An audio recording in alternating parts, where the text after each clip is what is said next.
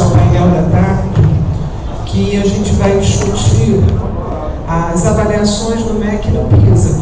Para isso, nós vamos contar com, acho que não preciso falar muito com o professor Zé Francisco Soares, que vai começar falando para a gente especificamente sobre. Ele tem muitos dados na época que ele trabalha com isso, trabalhou no INEP há muito tempo, foi presidente do INEP. E, em seguida, o professor Marco Aurélio vai falar, ele é da SEDUC aqui do Rio, vai falar um pouquinho sobre o trabalho que ele está desenvolvendo. E, se tiver algum tempo, eu vou fechar com uns trabalhos sobre avaliação do PISA e do Enem de ciências no Brasil. Você se apresenta mais, por favor.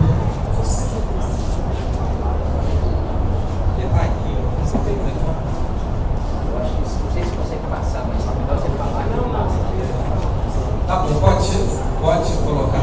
Eu queria começar dizendo a minha satisfação de estar em Sobral e estar aqui nessa reunião, de uma satisfação especial, que foi ouvir a apresentação anterior do professor Daniel sobre o PISA. Eu sabia que esses dados existiam, mas o que eu tenho que fazer? Eu sabia que os dados existiam, mas não sabia que os dados estavam começando a serem divulgados. Eu avalio que essa experiência é uma experiência absolutamente essencial para o futuro da educação, aí não só de Sobral, como do Brasil. Mas eu vou evoluir, eu vou justificar isso. Por favor, o primeiro slide lá.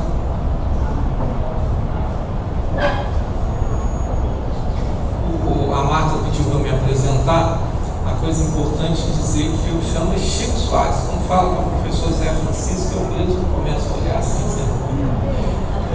Eu incorporei a ideia E eu cheguei na educação há muitos anos, em 95, através das avaliações. Eu tinha estudado estatística. Teve um incentivo grande para a gente mudar de área. Então, eu fui na faculdade de educação e cheguei lá. Eu olhei assim, o pessoal estava falando de uma coisa muito difícil, não sei o quê, que era a tal da teoria de resposta Whitney, E eu falei, não, isso é fácil. E aí eu fiz uma coisa que eu não aconselho ninguém que é sair. Eu estava lá na estatística, completamente estabelecida, eu era professor titular da estatística, e fui para a educação. E aí eu vi que as coisas, de fato, eram complicadas na educação, e não nas outras áreas. Eu costumo dizer para os professores que eles foram médicos ou físicos na outra encarnação. Aí Deus agora falou, tá vendo? Você teve uma vida fácil, agora eu vou te mandar professor. Vou te mandar professor no Brasil, vou te mandar professor. Tem jeito de aumentar aqui um pouco ou só isso? Não, estou falando aumentar. Okay? Colocar a tela cheia. Colocar a tela cheia ou alguma coisa assim. Onde é que está, hein? Não vai ter jeito, bem. Aqui não está escutando. Você vai fazer isso? Tem que empurrar a tela mais para trás. Vai, porque tem que Aumentar o dado. Aí.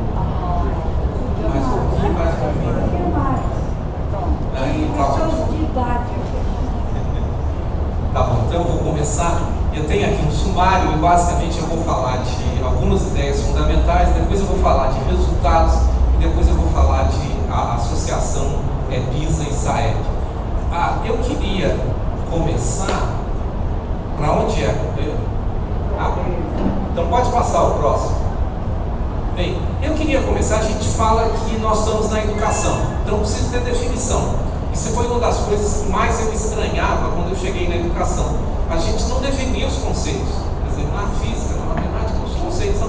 Então tem um conceito de educação, que eu leio para quem não estiver vendo. Educação é um processo intencional e organizado de aquisição de conhecimentos e habilidades, incorporação de valores e da cultura e desenvolvimento de atitudes e da capacidade de mobilizar, articular e aplicar esses recursos e lidar com emoções para encontrar a solução dos problemas da vida dos estudantes. Ficou grande, mas é a definição que está na resolução do conceito. Por que ela é importante? Ele está falando que educação são aprendizados, são coisas que eu incorporo. Rotina eu passo a ter. Através de quê? Através de um esforço organizado. Quer dizer, aquela coisa que a gente... Eu estou com o sentimento, eu estou ficando velho, então eu lembro de propagandas que eu falo, será que todo mundo lembra? Aquela propaganda da cerveja, nós estamos aqui para quê? É para beber ou para conversar? Quer dizer, nós estamos na escola para quê? É para a criança aprender. Passa o próximo.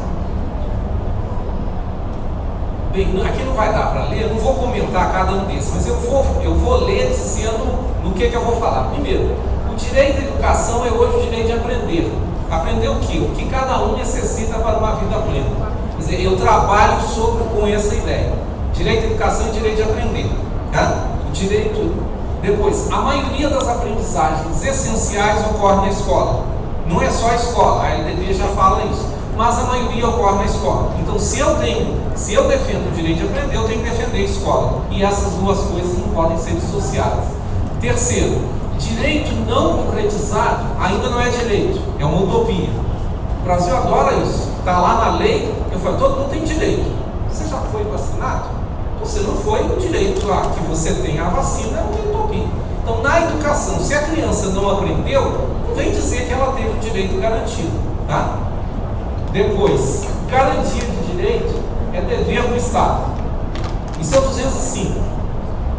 Isso é muito importante. Quer dizer, o Estado deve garantir o direito. Quer dizer, quando eu vejo as pessoas falando, eu vou garantir oportunidades educacionais, eu já vou ficando... Aí quando ele fala meritocracia, eu já quase pulo na goela do fulano. Por quê? Quer dizer, ele pega uma criança de 6 anos, ela está entrando na escola, ela olha para você assim e fala assim, ei, você é responsável por a minha educação. Ela tem 6 anos. Quer dizer, essa ideia de que o Estado tem que funcionar direito para garantir direitos educacionais é uma ideia que está muito central na maneira como eu penso. Terceiro, e agora vocês vão vendo como que eu chego. A cidadania deve monitorar a eficácia com que o Estado garante esse direito. Vocês vão seguir, a criança tem que aprender, se ela não aprender, ela não tem direito, o Estado deve garantir. Agora a cidadania tem que chegar e falar, a criança aprendeu? O Brasil, gente, tem uma enorme facilidade de deixar essas coisas de lado. Quer dizer, a ideia de verificar direito, e isso é que às vezes eu discordo aqui muito de muitos colegas, que falam assim, não, avaliação, e aí, bichinho de 14, na minha família falava nomes feios. Né? Então, 14, porque você não gostou do camarada, você xinga de 2. Né? Quer dizer, às vezes quando você fala de avaliação, a pessoa consegue te xingar de 14. O secretário deve estar acostumado com isso. Para mim, eu fico tranquilo, por quê? Porque a cidadania tem que saber se o Estado está atendendo cada um.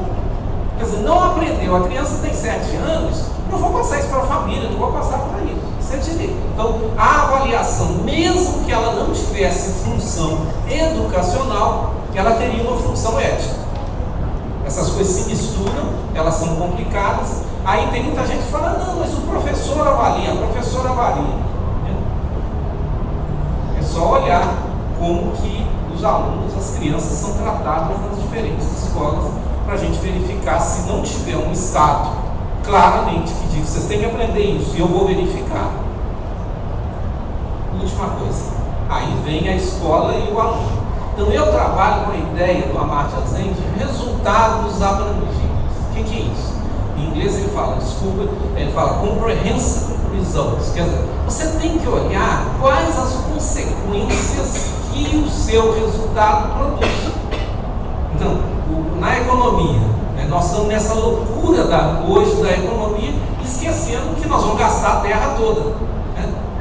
Quer dizer, então, quando eu olho um resultado, eu tenho que olhar o percurso e o custo eventualmente social desse resultado. Tá? Então, por isso que quando eu falar, e não tem tempo de falar isso aqui hoje, mas na minha cabeça eu não dissocio essas duas coisas.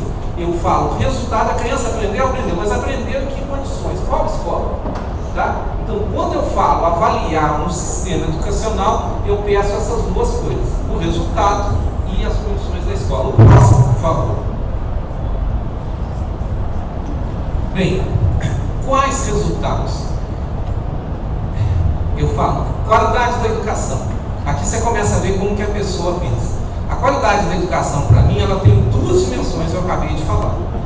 Na ideia de resultados, eu tenho um resultado que é extremamente importante, ele não é polêmico, e infelizmente a gente não tinha dado, que é o que eu chamo de trajetória regular. Todo ano, a escola preenche o censo. Então, o que a gente esperaria? Que com 6 anos, você está no primeiro ano, com 7 no segundo, com 8 no terceiro. A partir de 2007, nós temos essas informações para todas as escolas do Brasil, todos os municípios. Os dados são os dados que os municípios entregam para o governo federal, entregavam para o INEP. Então eles têm problema? Tem problemas, mas não dá para imaginar que 30 milhões de alunos tiveram dados falsificados, ou seja, que dado que eu vou apresentar, ele tem uma descrição razoável. O que eu estou pedindo para vocês? Quando falarem de resultado, você pensa no seguinte: quem estava lá em 2007, no primeiro ano, onde que está hoje? Tá? O próximo. Aqui, para que eu falo, eu já vou... Porque o número representa pessoas, né? Então, esse número aqui tem que preparar o seu coração. Eu coloquei aqui sexo, cor e percentual de trajetórias regulares. Então, o que é isso? Peguei o dado de 2007 até 2015. O que é trajetória regular? Não teve nem reprovação, nem abandono, nem evasão. Reprovação todo mundo sabe, abandono você saiu durante o ano letivo, evasão você sumiu. Tá? Qual deveria ser essa porcentagem? Primeira coisa que você vai olhar aqui, vocês vão ver, tem 23 a 58, o maior é 58, é baixíssimo. Quer dizer, eu estou falando, quando o aluno é reprovado, o que acontece no ano seguinte? Você tem que ter professor, você tem que ter escola. O nosso sistema ele é inchato. Sendo inchato, você tem que pagar menos ao professor. Tem toda uma série de consequências sociais. Mas tem uma consequência da pessoa. Né? O economista vai fazer as contas. Quanto é que esse aluno perdeu por ter sido reprovado? Quer dizer, ele vai pegar o salário que ele teria quando estivesse no auge da carreira e descontar um ano disso. Mas aqui tem um problema, que é a segunda coisa complicada, mas que a gente tem que enfrentar. Aqui eu estou colocando sexo e raça. Então, olha aqui. Os brancos estão aqui em cima, as meninas dominando os meninos, e o que se autodeclarou preto está no fim da linha. O menino que se autodeclara preto, só 24%. Então, eu queria que a gente olhasse. Nós tudo estamos muito mal, mas tem gente que está sofrendo uma exclusão maior ainda. Então a gente tem que acostumar a fazer essa pergunta. Quer dizer, esse exercício eu vou bater para dizer, quem estava no primeiro ano, onde que está hoje? Eu tenho que fazer. Esse é um dado importante, é uma verificação do direito. A criança que ficou para trás não teve o direito atendido. Quem ficou para trás? Gente, seria fantástico se a gente pelo menos soubesse o nome que está lá no censo de quem ficou para trás. Sumiu.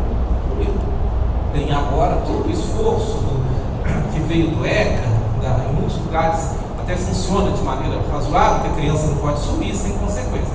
Mas os números estão muito baixos. Pode passar o próximo. Eu não vou insistir muito aqui, as escolas estão divididas em nível socioeconômico. Tá? Então, nível socioeconômico, se você caiu numa escola de nível socioeconômico muito baixo, 26. Se você caiu numa escola de nível socioeconômico mais alto, 60%. Eu brinco lá eu fico me dá um certo alívio, que eu não tenho mais que trabalhar com o Enem. Mas quando chegava no Enem, eu falei, eu quero saber 2 informações só. Onde você mora, me dá seu CEP, me dá sua escola.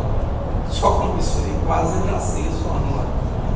Porque a primeira escola que você se matriculou diz muito sobre quem que é você.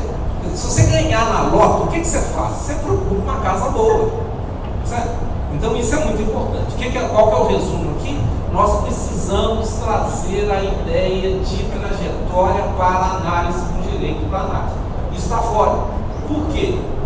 Porque o nosso desempenho é dos sobreviventes. Tá? Pode passar. Então isso eu falei das trajetórias. Agora eu vou falar dos aprendizados. Tá? Aprendizados, aprendizagem. Tá? Eu gosto muito dessa metáfora que fala aprender o quê? Né? Vamos ver ali, não sei se você gosta também. O que nos une e o que nos liberta. O que nos une? A nossa cultura, os nossos valores, a nossa maneira de ser. E o que nos liberta? Nos liberta a ciência. Eu sei que isso hoje é considerado uma heresia, né? Mas em princípio a maioria de nós vamos dizer que ainda bem que a gente sabe que a maçã cai, né? O professor me disse, está ficando muito sério isso, está ficando muito sério agora com o pessoal aí da Terra plana. Ele vira para você, não, essa é a sua opinião, a minha opinião é outra. Ou como a outra lá que inventou uma cosmovisão, né? Que Deus foi o grande matemático. Ele deve estar preocupado com outras coisas. Então, aprendizagens essenciais. Quais são as aprendizagens essenciais? Eu podia passar o tempo todo aqui, mas são 3 categorias: conhecimentos, habilidades e atitudes. As atitudes geradas pela cultura, pelos valores da sociedade, pelas emoções. Um projeto pedagógico tem que ter conhecimentos, tem que ter habilidades e tem que ter atitudes. Gente, eu não posso ficar nesse ponto que é diferente, mas o problema do termo habilidade está gerando uma confusão desgraçada no Brasil. Nós temos uma definição que mais confunde. Pode passar. Eu não vou falar muito disso, mas só para dizer, aqui estão os 3 conhecimento, habilidades e atitudes, e aqui no conhecimento eu tenho a dimensão disciplinar, interdisciplinar, epistêmica e procedimental. E aqui eu tenho as habilidades. O que é a habilidade? É o saber fazer. 4 habilidades são fundamentais: comunicação, colaboração, pensamento lógico e pensamento criativo. Quer dizer, eu vou à escola para essas coisas. Mas como que eu aprendo isso? Eu aprendo isso quando eu estou aprendendo outras coisas. Vamos lá. Eu estou lá aprendendo. Na física, a Marta estava falando, você está estudando física. Você aprende 2 coisas. Você aprende a física e aprende raciocínio lógico. Agora eu estou estudando história. Eu posso aprender raciocínio lógico. Eu estou estudando, o meu professor de latim falava que sem latim você não aprende a pensar logicamente. Então a habilidade é o saber fazer, é o que decanta, né?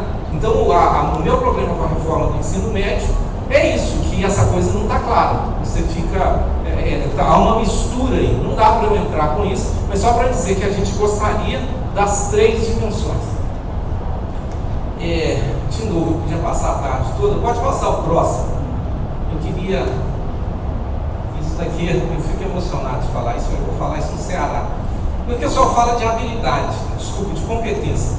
Vocês já não lembram mais da definição que eu dei. A definição falava mobilizar o conhecimento, a habilidade, os valores para fazer alguma coisa. Mas tem que fazer. Então, isso aqui minha mãe sabia fazer bio, fazer renda de bio. Mas é claro que é o Ceará que faz isso, né?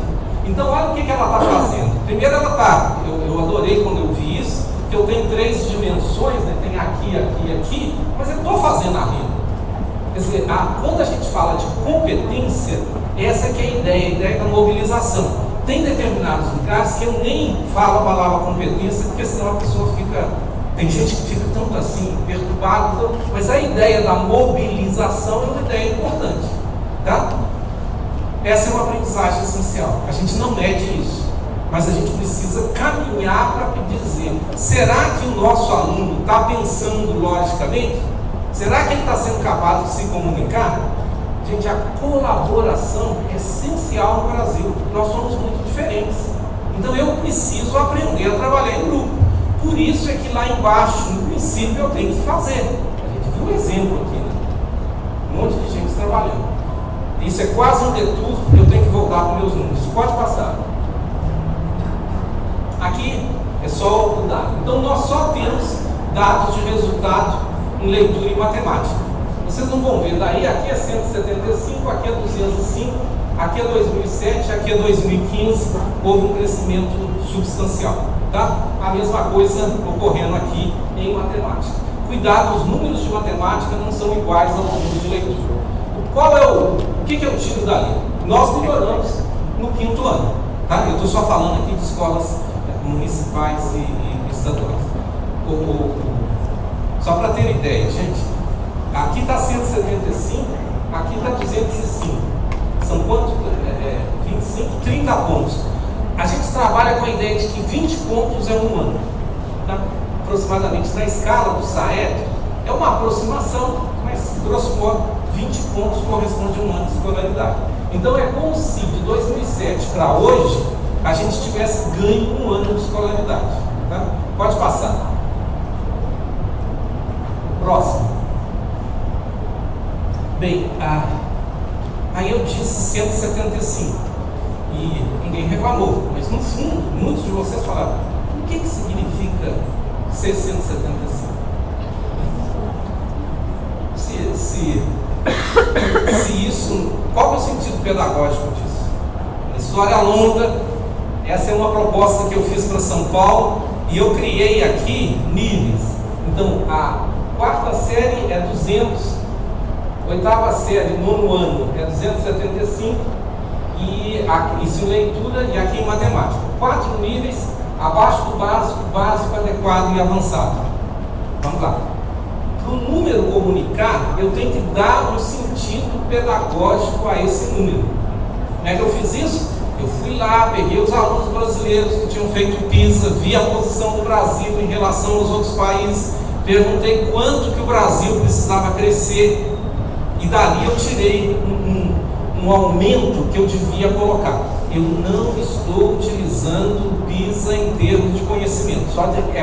Eu podia ter pego os alunos do ensino público e do ensino privado. Quer dizer, quanto que eu deveria chegar? Então eu tenho valores que são valores razoáveis. Aí eu vou entender o próximo, por favor. Bem, tá chato que vocês não estão vendo, mas eu dividi agora de novo, gente. Eu estou sempre preocupado com a desigualdade. É que eu nasci preocupado. Então, o meu amigo fala assim: você nasceu tão preocupado que nem se criar não tiraria.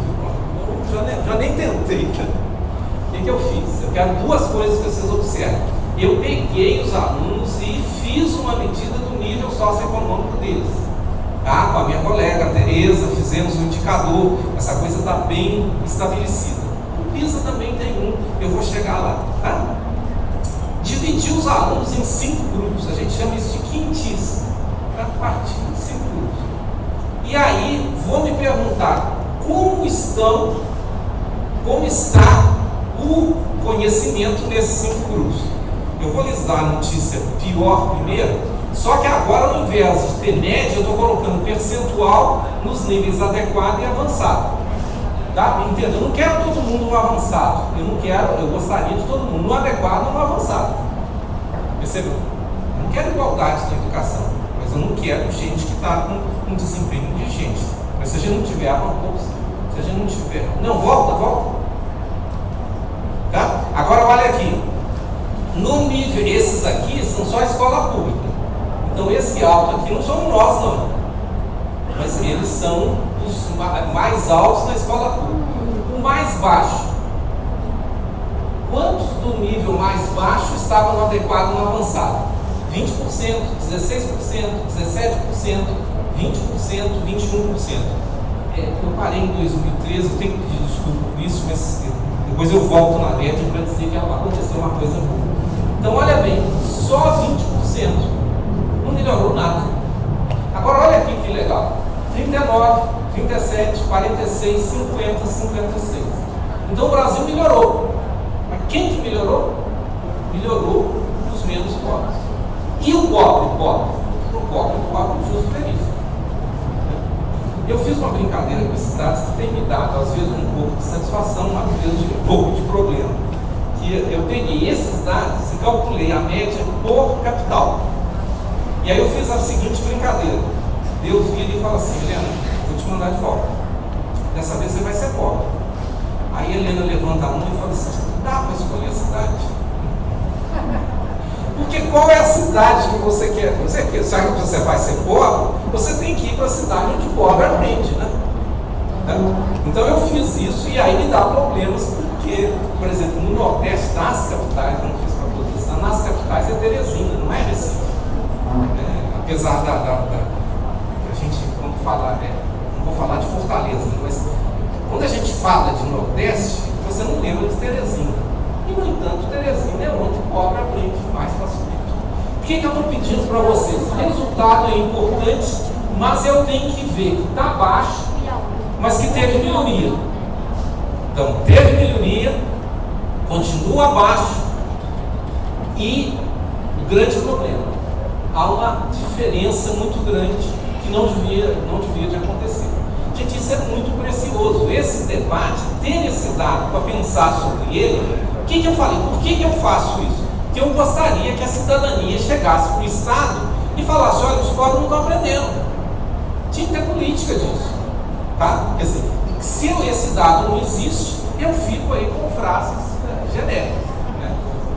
E nós adoramos a média, né? Porque a média nos favorece. Né? O próximo. Bem, o IDEB é problemático. Mas como que o IDEB surgiu?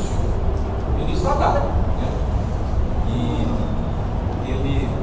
o Haddad, ele fez uma coisa, chama compromisso Todos pela Educação. Muita gente confunde isso. Todos pela Educação é uma ONG, em São Paulo. Eu devo dizer que já fiz muitos trabalhos, já servi no Conselho de Todos pela Educação, mas aqui foi a opção do Haddad. E aí ele coloca 23 prioridades, é muita coisa. Mas quem é a primeira prioridade? A primeira prioridade ele fala: estabelecer como foco a aprendizagem, apontando os resultados concretos a atingir. Isso criou uma confusão, deixa eu repetir. Ele disse, a autoridade que ele tinha, a autoridade do governo a qual ele servia, disse que o nosso objetivo na educação é estabelecer como foco a aprendizagem, apontando resultados concretos a atingir. Essa palavrinha resultado aí gerou uma brigalhada desgraçada. Ele apanhou muito, porque a educação tem dificuldade com a palavra resultado. E para resolver isso, eu proponho o seguinte: olha, resultado é a outra face do direito. Se a criança não aprendeu, você vai ter dificuldade em convencê-la que ela teve o direito atendido. Só que eu preciso tratar o resultado dentro de uma visão, que é o que eu estou tentando dizer aqui. Tá? Mas não nos iludamos. Isso aqui, na época tinha um sindicalista que era deputado, não é o Paulinho, era o outro. Ele falou: agora o ministro está trabalhando com a educação, que falava sindicalismo de resultados. Então gozaram o Haddad por causa disso. Isso gerou ideia. Tá? O próximo. O IDEB cresce todo ano. Isso é super legal, né? Nós começamos em 3.9 e hoje estamos aqui em 5.3. Isso é legal. Isso é alguma indicação de que as coisas também melhoram e não só pioram. Qual é o problema aqui? Nós escondemos as diferenças. Gente, isso é não trivial. Quer dizer, a gente começa a falar que está tudo bem, tal, mas aí, por trás ali tem enorme desigualdade. Nós temos que olhar as duas coisas. O fato, essa é a minha posição pessoal, o fato que melhorou me alegra, mas eu tenho que perguntar quem está melhorando, em que ritmo que as coisas estão melhorando. Por quê? Porque eu estou falando de educação básica. Falando de educação básica, eu não preciso de uma tecnologia externa para fazer isso. O próximo. 3 grandes efeitos colaterais do IDEB. ênfase pedagógica nos objetivos que são medidos. Isso é não trivial. Eu estou falando, infelizmente, o IDEB depende de leitura e matemática. Leitura e matemática são fundamentais. Aliás, gente, leitura no fundamental é o grande projeto pedagógico do ensino fundamental. Tudo é texto. Geografia, história. Um dia eu falei com um colega meu, ele falou: Chico, até a matemática, se você me der um tempo. Claro. Então, o texto é absolutamente fundamental. Então, interpretação de texto, se você está fazendo isso bem, você vai estar melhorando o seu raciocínio lógico. Só que isso não é tarefa de uma pessoa, não é tarefa do professor de língua portuguesa. Nesse processo de alfabetização, esse é a grande meta do ensino fundamental. Eu acho que a gente, na passagem do Fundamental 2, a gente perde essa perspectiva. Então, o IDEB tem esse problema. Ele sinaliza uma concentração que gera problemas. Mas isso, eu acho que tudo isso com uma boa proposta pedagógica se resolve. Segundo processo, pouco uso pedagógico. Ou seja, nós temos, e isso sistema de avaliação fica devendo a uma tradução pedagógica do resultado. Qual é o problema aqui? Quem domina a educação é o filósofo, é o economista, é o sociólogo, é o estatístico, é o administrador. Você tem que falar 10 profissionais até você falar, agora chega o pedagogo. Quer dizer, o número, ele é ótimo. O que eu estava fazendo, e eu tenho até uma certa facilidade, ou melhor, alegria em fazer análise, mostrando a desigualdade, a pergunta que interessa é como é que eu vou superar a desigualdade? Eu vou superar a desigualdade com políticas pedagógicas, é dentro da sala de aula. Se eu não entrar na sala de aula, as coisas não melhoram. Então, isso tem solução, tem um processo de devolutivas pedagógicas. Eu, quando estive no INEP, fiz um esforço para ter um site com as devolutivas pedagógicas e a professora que me substituiu tirou do ar. Eu fico sentido com isso, assim, claro, não estou dizendo que o que eu fiz é certo, tá? Mas podia ter colocado outra coisa no lugar, porque a necessidade é importante. Se a avaliação não comunica com o pedagógico, ela tem problema, tá? E nós estamos devendo isso.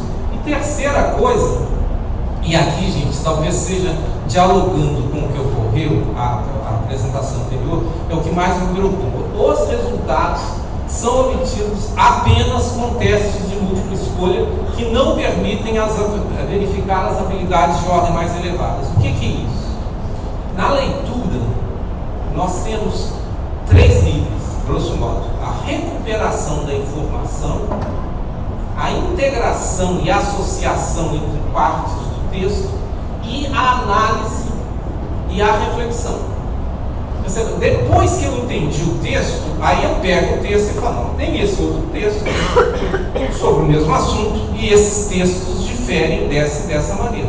Essa terceira dimensão, que é que eu estou chamando de habilidade mais altas horas, com múltipla escolha você não consegue. Então é uma coisa estrutural. Quer dizer, nós temos que mudar a nossa métrica. A métrica foi muito boa enquanto a ideia de resultado não estava colocada. Mas agora, para dar saltos, nós precisamos dizer, eu preciso mais do que esses testes. Tá? Eu acho que isso é uma coisa que eu gostaria de insistir muito quando vocês falam. O Chico falou de quê? Ele falou que tem que ter resultado, que os nossos resultados precisam estar noutra métrica. E por isso que eu fiquei tão feliz com a apresentação anterior do Daniel e do secretário, que anunciou que vai divulgar os dados. Aqui o PISA, gente, tem 60% de questões que não são de múltipla escolha. Tá? Podia falar muito sobre isso. O próximo. Aqui era só para dizer, não vai dar para ninguém ler. Isso aqui é um mapa de itens. Teria que ter uma coisa desse jeito aqui. Aqui está o abaixo do básico, o básico, o adequado e o avançado. Aqui na frente, então, a explicação. Quem está no abaixo do básico sabe fazer o quê? Tem muita gente que fica brigando com a BNCC. A BNCC tem conjunto de objetivos de aprendizagem. Então, o objetivo tem que estar aqui. Quer dizer, quem está no abaixo do básico sabe fazer o quê? Então, uma tabela como essa, que chama mapa de itens, o dia que eu estou afetado, eu costumo dizer, pergunta para a pessoa que está se dizendo especialista em educação, como que ela faz um mapa de itens. Se ela não souber, esqueça, pede para tomar café e vai embora. Não tá, porque eu estou em traduzir um número para o pedagógico. O número, ele tem utilidade administrativa, tem utilidade política. Se eu não fizer a tradução, eu não vou conseguir resolver o que eu preciso. O próximo. Pode passar. Bem, agora eu vou falar do PISA, que é a terceira coisa. Pois bem, o que é o PISA? O secretário te falou antes, é um programa internacional de avaliação de estudantes. O que ele tem feito? Ele é feito em muitos lugares, muitos países, muitas economias, e ele virou o padrão de fato. Quer dizer, no fundo, está todo mundo interessado em saber como você está no PISA. Agora, nós temos uma tradição aqui tão ruim que a gente fala, mas o PISA é o CTE, Banco Mundial, não sei o que, etc. Aí eu pediria para a pessoa, pode passar, leia o framework do PISA. Tá? Quando você lê o framework, o modelo conceitual do PISA, você vai ver que o que está ali é uma coisa super razoável. Então está aqui a competência leitura. Então ela é dividida em quê? Utilizar a informação contida no texto. Do lado de cá, recorrer a conhecimentos externos. É isso que eu faço no texto. Eu gosto da metáfora brasileira que fala: eu tenho, ao ler, que ler as linhas, entre as linhas, para além das linhas.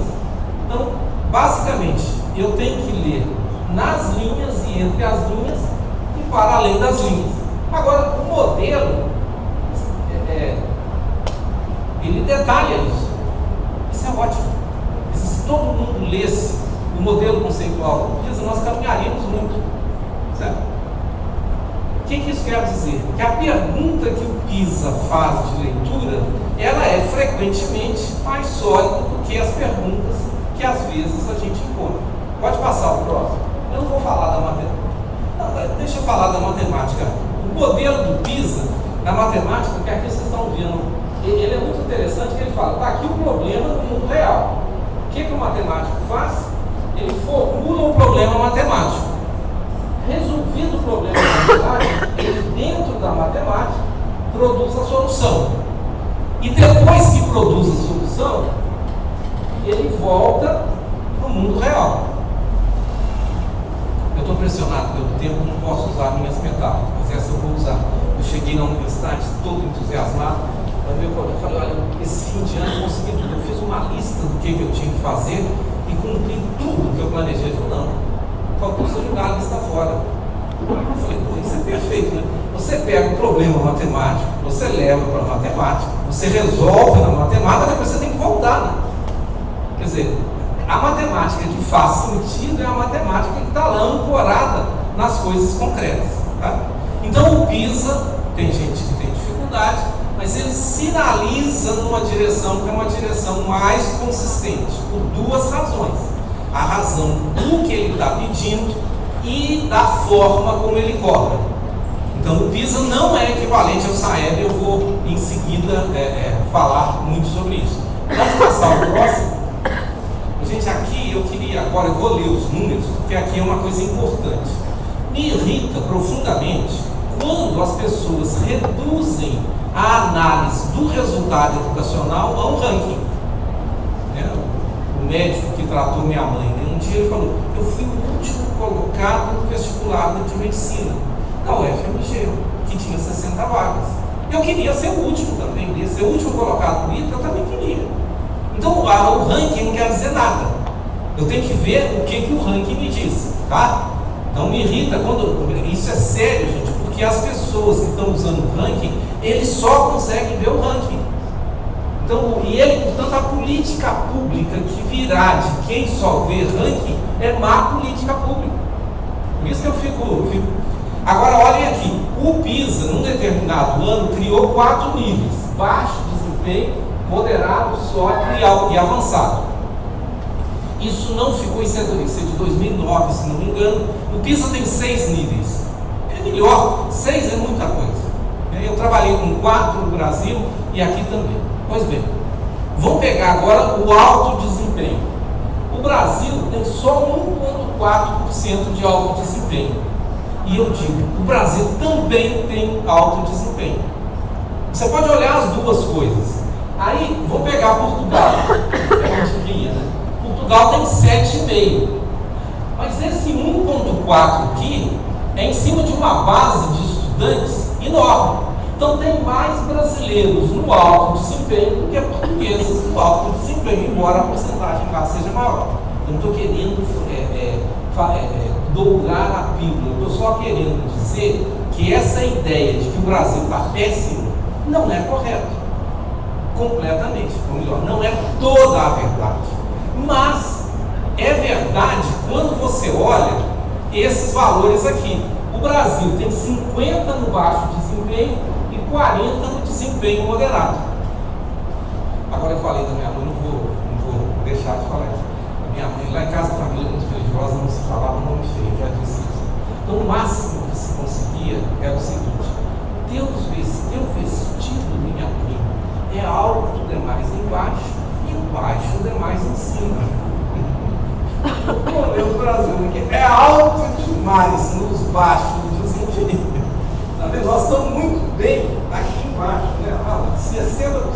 e muito mal aqui em cima.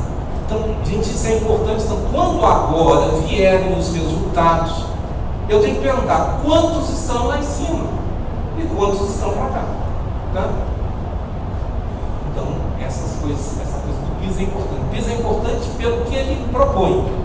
Deixa eu aproveitar e insistir numa coisa. O IDEB 6 não é igual a um bom resultado no PISA.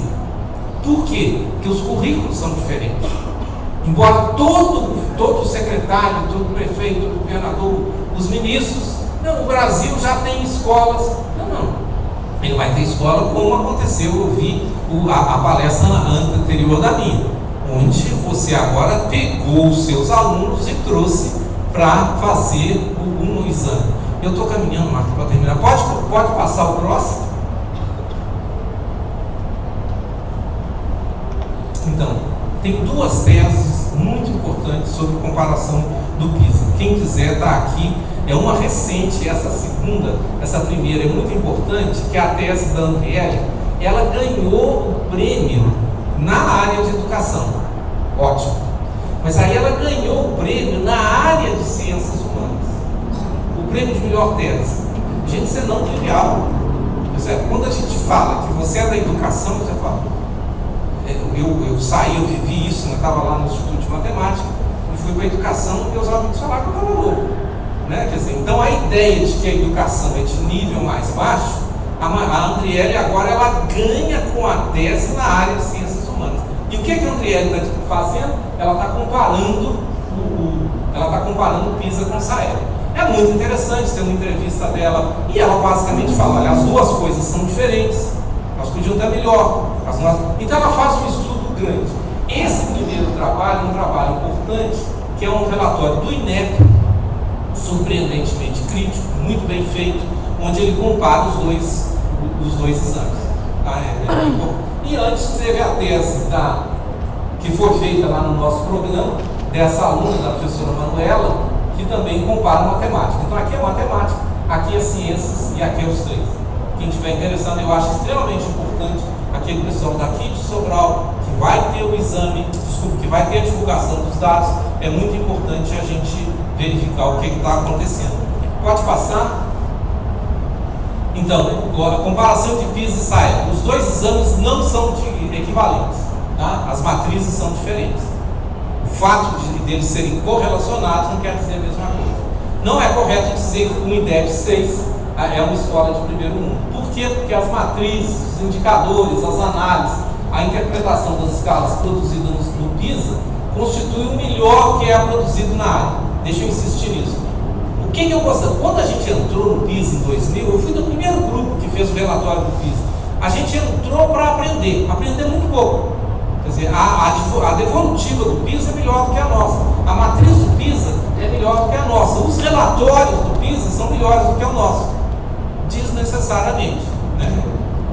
Eu acho que nós temos no país condição de fazer coisas melhores. A minha frase é: o Brasil ganharia muito se esses textos fossem mais conhecidos e usados no debate educacional. Não estamos precisando disso. Vou pegar uma boa referência. Eu quero fazer devolutivo. Como é que PISA faz devolutivo?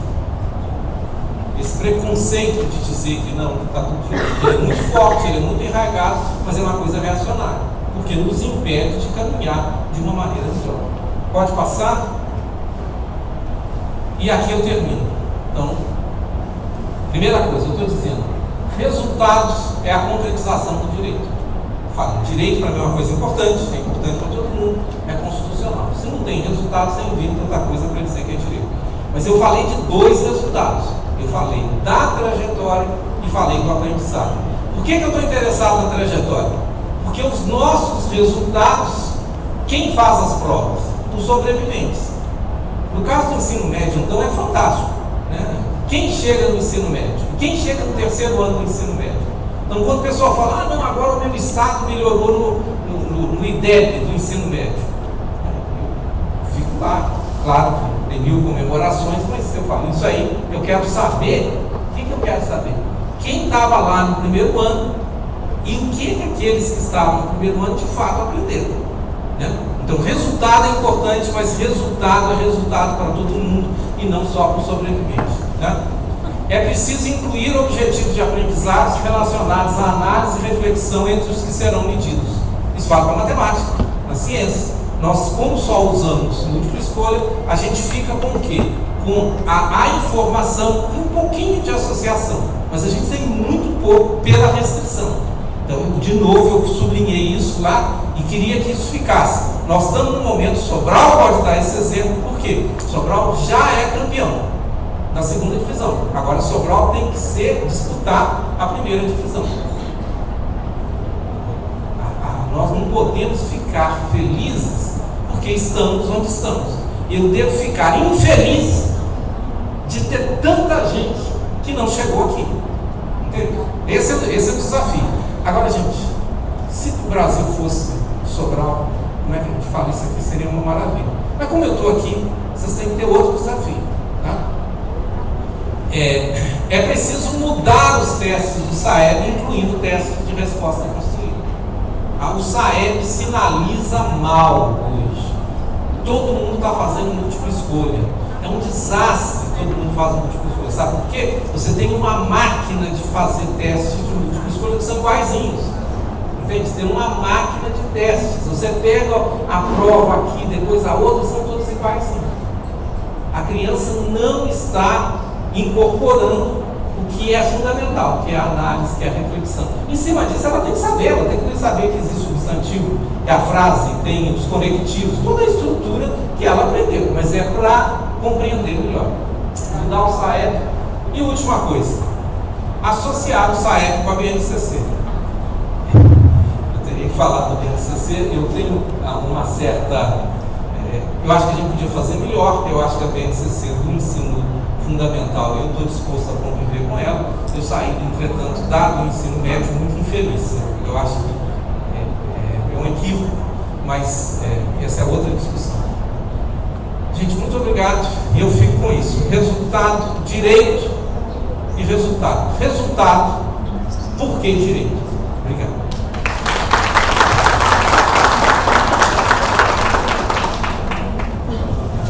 Obrigada, professor Marco Aurélio. Por favor, troca a transparência.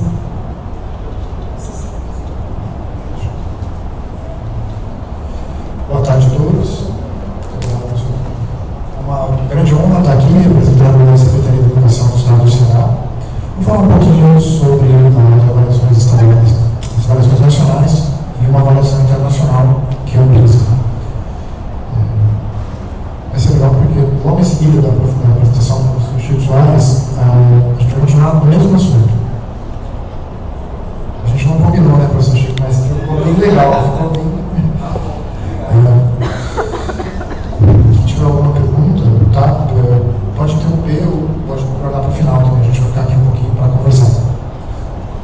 Todos os presentes sabem, proteção ajeita o slide, todos os presentes sabem o que é SAEB e o que é PISA. Todo mundo sabe? Alguém gostaria de que eu explicasse? Não? Então, vamos lá.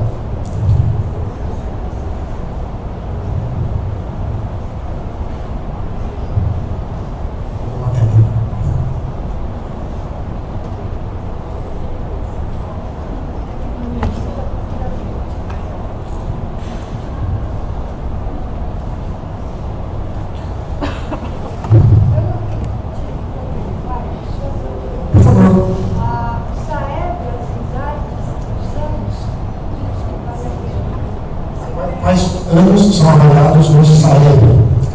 Bom, varia de acordo com a aplicação, a edição do SAEB. Eu tenho bem claro na memória o SAEB de 2013, que foi o último que eu trabalhei, já faz bastante tempo.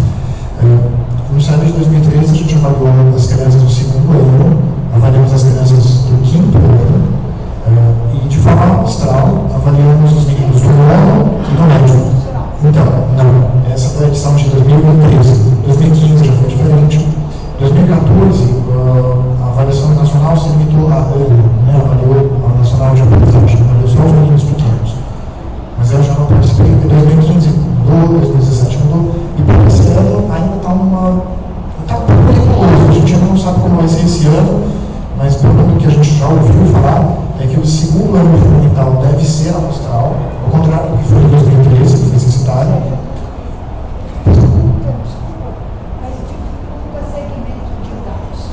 De certa forma, os dados podem ser analisados de forma diferente, mas é impossível fazer a continuidade, porque, embora você não tenha um dado censitário, você tem um dado amostral que representa a rede. Então você consegue fazer uma análise de como caminhou no Brasil, como caminhou. Então, vamos ver se passa aqui. Então, eu vou fazer uma análise dessas matrizes de referência, tanto do SAEB como do PISA, e a gente vai comparar essas duas matrizes com a Base Nacional Curricular Comum, desse nível de escolaridade que a gente escolheu aqui tratar. Obrigado. Bom, então, a justificativa desse trabalho é uma pesquisa que está em andamento, tá? Esse trabalho é uma pesquisa que está em andamento na coordenadoria onde eu trabalho, eu sou da Coordenadoria de Avaliação e Desempenho Escolar, a COAD, na Secretaria de Educação. E a gente tem então como motivação para isso a política consolidada em avaliação que acontece aqui no estado do Ceará desde 92, 95. O SPAES já vem se consolidando e a gente tem avançado bastante nesse campo. Os resultados do ensino fundamental na rede pública, em seguida eu vou falar um pouquinho sobre esses resultados, como é que está melhorando isso. O nosso lugar de fala, como eu já falei, Secretaria Estadual de Educação, nós temos muito interesse em acompanhar como está sendo essa implementação da Base Nacional Curricular Comum e como é que ela está sendo avaliada pelas avaliações nacionais e internacional. E a gente tem algumas indagações para responder a esse respeito. Não passa lá. Isso, legal. Então, tem aí o resultado do INEP aqui para o nosso estado, para a nossa rede, nas escolas da rede estadual e na rede das universidades. Embaixo, a gente vê a meta em azul escuro, a meta esperada. Em verde, tem o resultado nacional. Passar para cá, para ver na frente do professor. E em pontilhado, o resultado nacional, e em verde, o resultado cearense. Como a gente percebe, o resultado cearense começa abaixo da média nacional, mas na última década a gente acompanhou o resultado nacional e no último dado divulgado, que é o de 2015, 2017, a gente já iguala o resultado nacional. Próximo, por favor. Acho que isso reforça a nossa preocupação com a avaliação, tanto a estadual quanto a nacional e quanto a internacional. Bom, vou falar um pouquinho de etapas da avaliação externa. Esse slide está presente em todas as apresentações da gente. Então, a avaliação externa tem essas 4 etapas. A gente coleta a informação, a gente dá um diagnóstico, a gente propõe uma decisão, apresenta decisões, e essas decisões elas chegam, se transformam em ações lá na ponta, seja na formação de professores, seja na sala de aula, enfim. O que eu vou falar aqui não está no decidido, está antes, está no coletar e no diagnosticar. Próximo, por favor. Próximo, água, obrigado. Vou deixar aqui.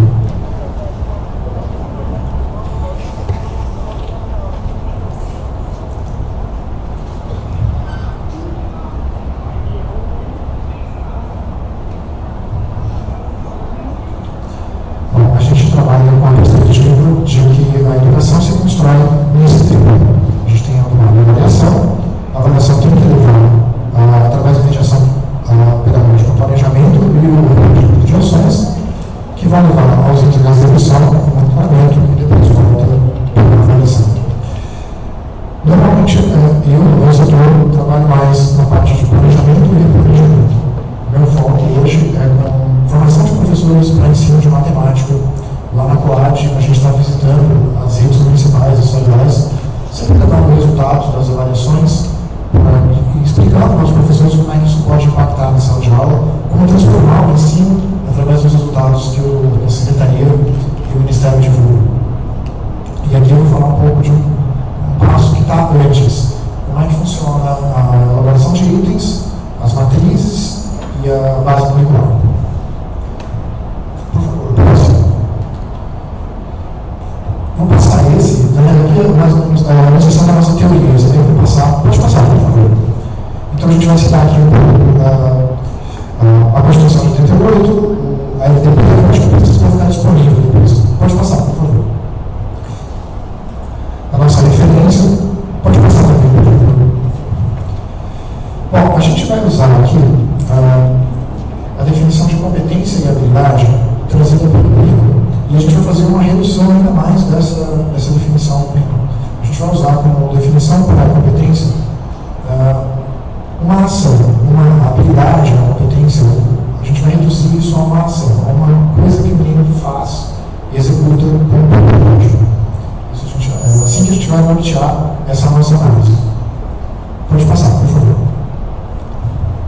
Então a gente vai fazer, eu vou contar para vocês o que a gente tem feito no nosso campo de pesquisa, na Secretaria de Educação, uma parte pequena do nosso trabalho. A gente tem olhado as matrizes e separado elas por descritor, e comparado esses descritores com o que se encontra na base nacional curricular comum. Então, uma pesquisa documental, inicialmente. E eu vou passar então para o próximo slide, por favor. E como é que a gente vai separar esses descritores, então, e também está na base curricular comum? A gente vai usar uma atualização do trabalho de Bloom, que é um estudo estudioso da educação. Teve o primeiro trabalho publicado nos anos 50, mas foi revisado em 2000. E o Bloom separa como categorias para habilidade nessa escadinha. Então ele diz que a primeira habilidade, a mais básica, é a capacidade de lembrar o conhecimento, em seguida de compreender aquele conhecimento, aplicá-lo, em seguida, na prática, eu estou falando, mas deixa eu dar para chegar.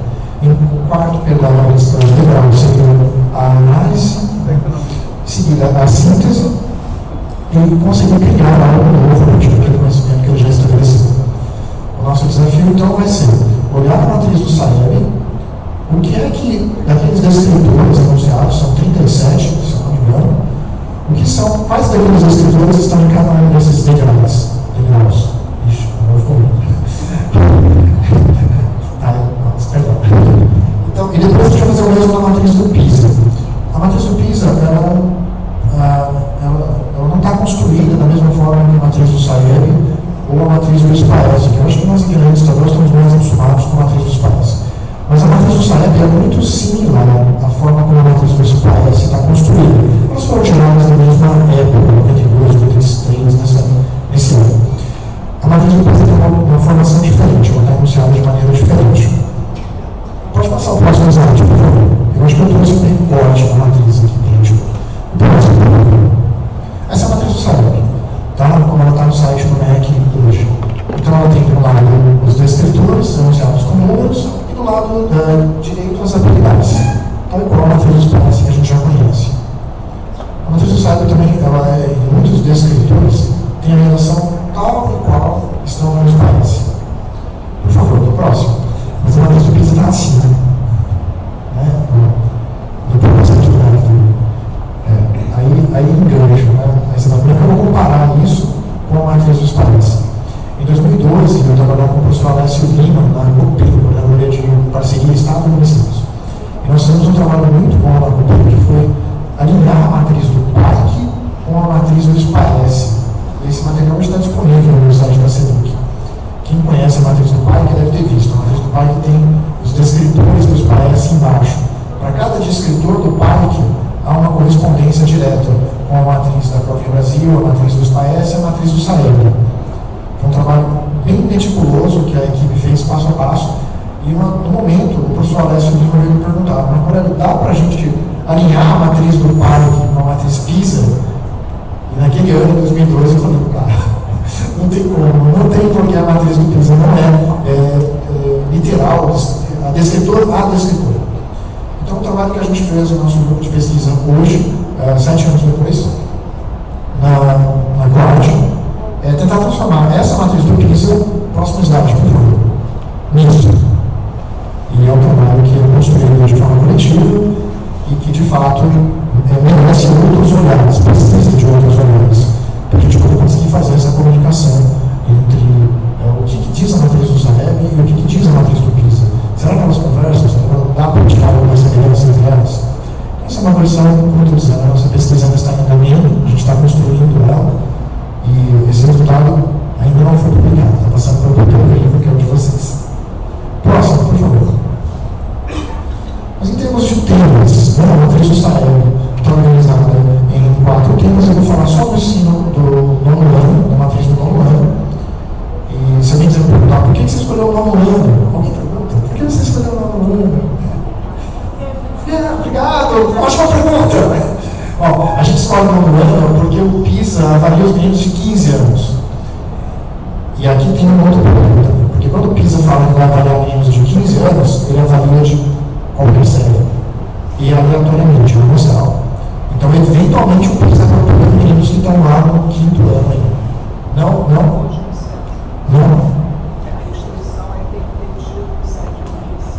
Que teve 7 anos de ensino, regular. Mas se foi independente, não. Independente de critério também.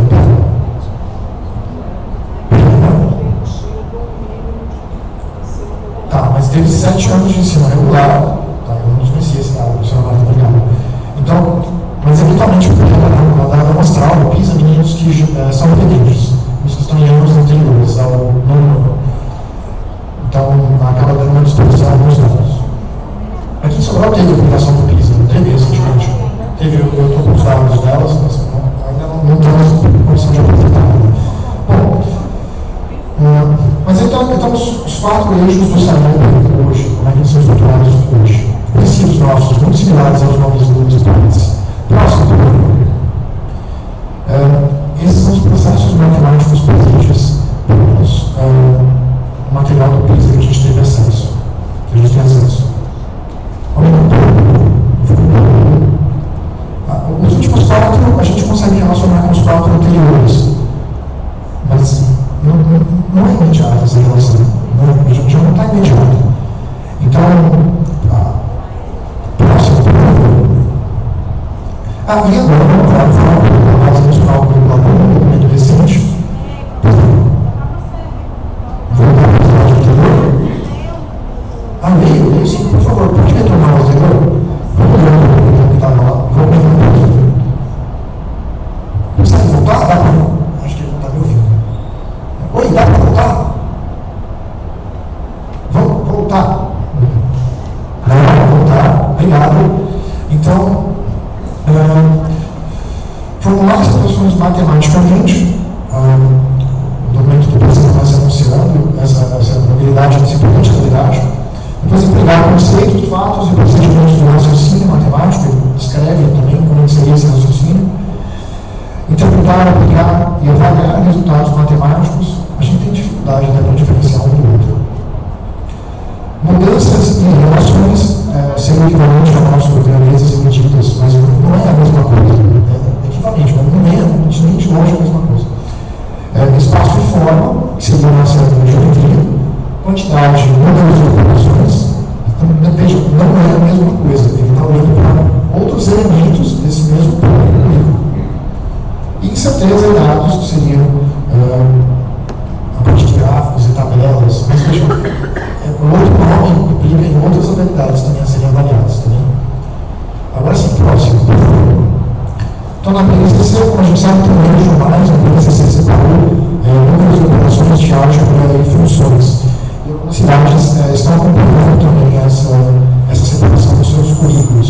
Eu tenho trabalhado com a Secretaria Municipal de Educação de São Paulo, e na currículo da Secretaria Municipal de Educação de São Paulo já há essa diferenciação também. O governo do Estado do Ceará não declarou como vai ser a separação aqui. Está em pensamento também, está em construção. Próximo, por favor. Bom, e agora a gente vai fazer essa análise. Eu vou aqui essa análise dessas matrizes. Então, lembrando lá o separável, o princípio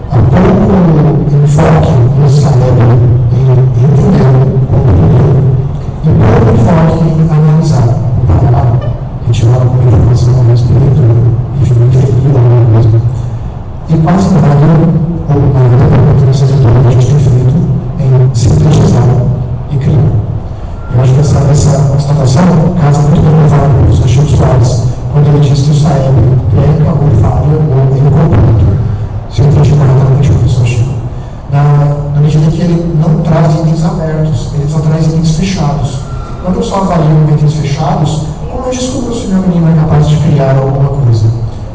Eu gostaria de perguntar, alguns dos presentes já fez a teste do PISA que está disponível na internet? Alguns dos presentes já teve essa oportunidade? No site do CBR, portanto, está disponível uma avaliação modelo, teste, piloto, eu não sei como se chama, mas está disponível uma avaliação que você pode realizar no seu computador mesmo, para ter uma ideia de como os nossos alunos são avaliados, como os alunos ao redor do mundo são avaliados. E é muito diferente do que a gente está habituado. Quando a gente pensa em avaliação, a gente pensa em SPAES, a gente pensa em Brasil. A avaliação do PISA ela tem uma proposta muito diferente. Bom, intervenindo as habilidades do PISA, pelo menos nessa nossa leitura, nessa nossa análise dos dados, ela se distribui de forma aproximadamente unânime, aproximadamente razoável entre essas verbos da taxonomia de Bloom. E, surpreendentemente, o documento da Base Nacional Curricular Comum, da BNCC, vai explorar ou vai exigir que os nossos professores, os nossos sistemas de ensino, trabalhem com mais ênfase em processos criativos. E eu pergunto aos colegas, o que a gente está fazendo? Porque o nosso documento de ensino nos ensina a valorizar nas nossas crianças processos criativos.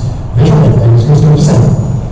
A avaliação internacional avalia todos os códigos. O nosso base curricular nacional diz que a gente deve focar em processos criativos, para que os meninos tenham liberdade para criar. Isso é maravilhoso. Mas o nosso sistema de avaliação, o SAEP, Avaliação Nacional, informa, lembrar e aplicar. Se você não claro, deu errado, né? Tem alguma coisa que teria que rever nesse caminho. O SPAES já está sendo repensado diante dessa perspectiva. Os próximos anos, os colegas devem ver mudanças no sistema estadual. Mas a gente não tem visto as mesmas discussões no sistema federal. Eu não posso, falo da minha Secretaria de Educação, onde eu trabalho hoje, no Canelo, e posso garantir que nós estamos em processo de mudança para adequar tanto o currículo estadual e oferecer, naturalmente, parceria com as prefeituras para auxiliar no processo de construção dos currículos municipais, quando estamos extremamente alinhados para adaptar o nosso exame estadual a essa nova realidade que seguirá. Mas nós não vemos esse mesmo empenho, do ponto de vista do governo federal, do MEC, em alinhar os dois sistemas, avaliação e base nacional curricular comum. Próximo. Então, as minhas considerações, as considerações preliminares em relação à pesquisa são o que eu acabei de falar. Há maior enfoque no SAEP na aplicação e na realização. O PISA avalia todas essas habilidades de forma mais ou menos econômica. E a BNCC tem mais foco na parte de criação. Bom, esse é um estudo preliminar, como eu falei, eu recebi da minha Coordenadoria de Desenvolvimento da Educação e Avaliação, de Avaliação e Desenvolvimento da Educação, a COAD, na CEDUC, que mudou a sigla, às vezes me perguntam, a COAV, agora virou COAD. A gente tem aprofundado a pesquisa nesse campo, um trabalho, uma versão anterior desse trabalho foi publicada no Congresso em Lisboa. A gente avaliava só o SPAES e a BNCC. Esse novo trabalho ainda está em redação, a gente pode expandir essa análise para a SAEP, BNCC e PISA. Muito obrigado. Eu passo a palavra para o professor Amado.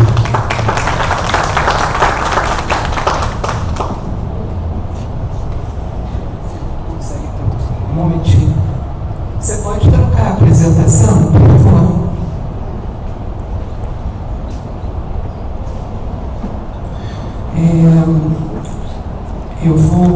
Acho que as apresentações vão ser bastante complementares. Eu sou formada em Física, com doutorado em Física e pós-doutorado em Educação. E o trabalho que eu desenvolvi no doutorado da PUC no Rio foi no trabalho de análise do PISA de Ciências. Então, foi um século atrás. E depois disso a gente criou um grupo de avaliação, mas o foco não é ficar fazendo. A gente faz toda a parte de estatística, mas a gente está querendo formar professores que saibam usar esses resultados dificuldades em sala de aula. Então, é como se a gente estivesse desenvolvendo métodos para fazer as devolutivas, mas não para um professor de ensino fundamental, porque física só tem ensino médio. Pode passar.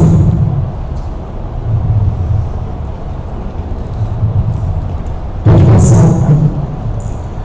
Então, basicamente, eu vou tentar falar muito rápido. A ideia principal é que talvez a competência mais fundamental que a gente tem que ter na educação básica brasileira, e isso hoje em dia está muito claro para todos nós, é que a gente tem que ter um mecanismo educacional de ensinar que a gente tem que raciocinar com base em evidências. Tá? E as avaliações educacionais em larga escala, elas basicamente fornecem subsídios para a gente ter políticas públicas baseadas em evidência. Pode passar.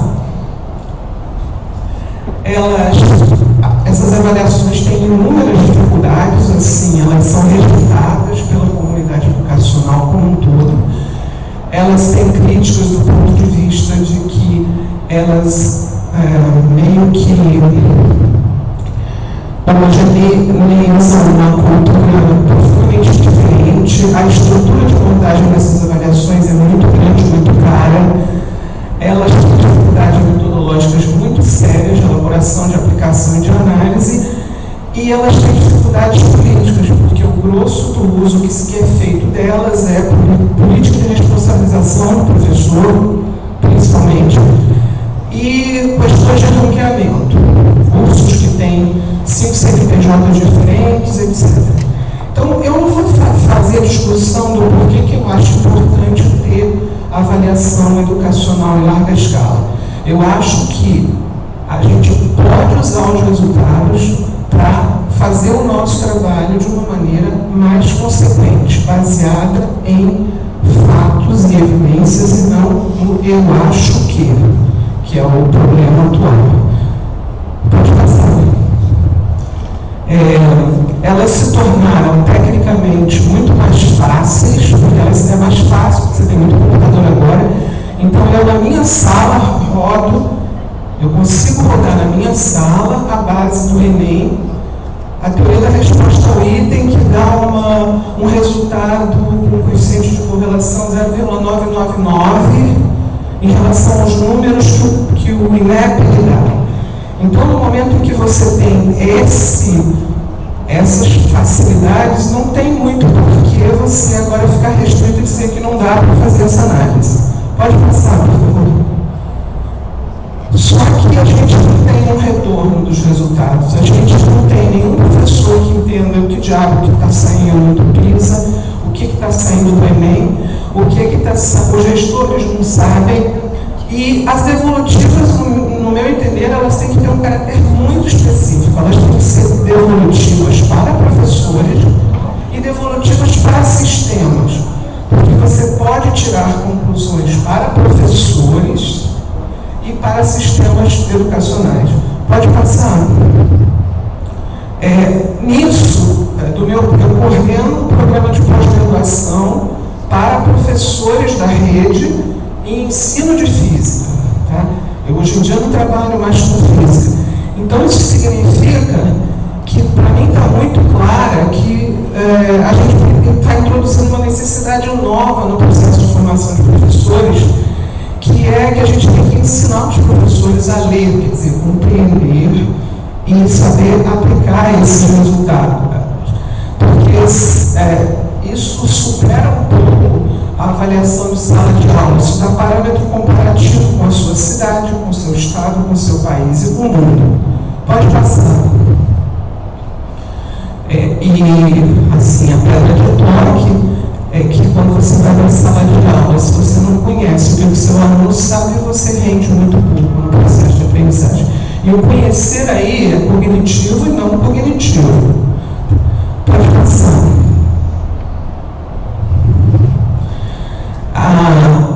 A responsabilidade pela avaliação da qualidade da educação no país é do MEC, especificamente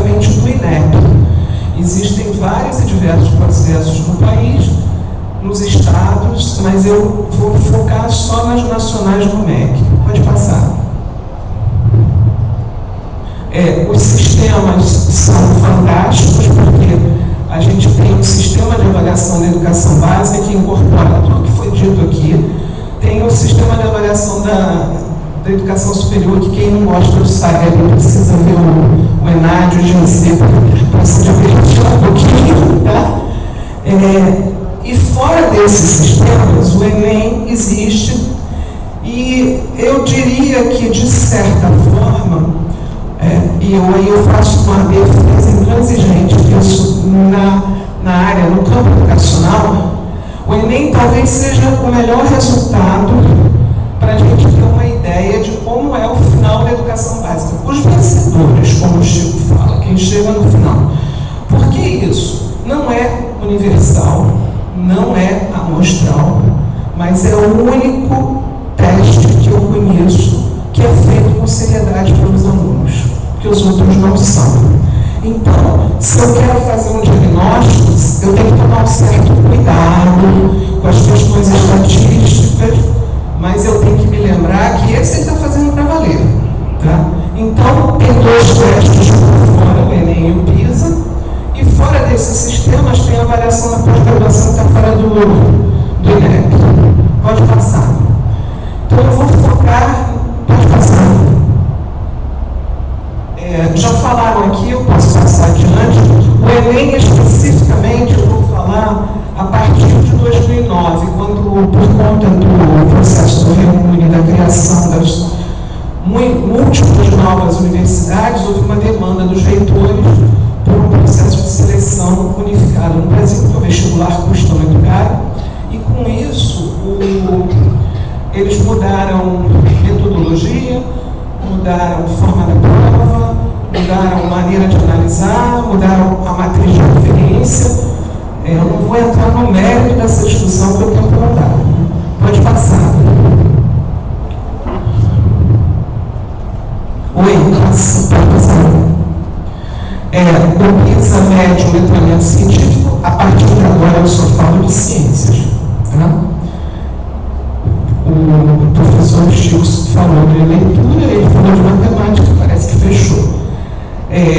Em 2006, o PISA tinha foco em ciências e ele estabeleceu uma escala de níveis de proficiência. Traduzindo, ele transformou número em resultado pedagógico. Tá? Esses níveis de proficiência em ciências não estão vinculados a conteúdo específico, porque o PISA de ciências é uma prova muito mais de competências, leituras, interpretações e habilidades do que uma prova de conteúdo específico. Então, o PISA de ciências, pode passar, tem um critério de classificação que vai do nível 1 ao nível 6. Eu não vou discutir em detalhe, eu só quero dar uma pincelada. O nível 6 é para alunos que estão acima de 2 dígitos padrão, acima da média. Quando o aluno está nesse nível ou acima, ele pode consistentemente identificar, explicar e aplicar o conhecimento científico, o conhecimento sobre a ciência, num grande número de situações complexas da vida. Consegue conectar diferentes fontes de informação e explicações e usar evidência a partir dessas fontes, etc. Traduzindo, é aquele grupo que a gente espera que seja capaz de formar a nova geração de cientistas e técnicos qualificados para o país. O 5 é um pouquinho menos, o 4 é um pouquinho menos, e assim, quando chega no 1, que é alunos até entre 330 e 400, os estudantes têm um conhecimento tão limitado que só pode ser aplicado a umas poucas situações familiares. Eles podem apresentar explicações científicas que são óbvias e que são consequência explícita de uma dada evidência. Em outras palavras, não são alunos que têm letramento científico mínimo. O que o PISA considera que representa letramento científico é alguma coisa entre o nível 2 e o 3. Pode passar. E eu vou mostrar para vocês o gráfico e vou explicar o que eu estou fazendo. Eu peguei aqui todos os alunos da base de dados do meu, não é do PISA. Na base de dados de pública, eu separei os alunos que estavam na faixa 1, na 2, na 3, na 4, na 5 e na 6. Aliás, dá para ler isso nos relatórios, em forma de tabela. E o percentual de alunos nesses níveis. Tá? Então, 10%, 20%, 30%, por aí vai. Cada uma dessas barrinhas aqui é um ano de aplicação do exame. Então, o cinza é 2000, o mais escuro é 2003, esse daqui é 2006, 2009, 12 e por algum motivo não está o 15 aqui, eu peguei o gráfico errado. Esse aqui é o mundo, tá?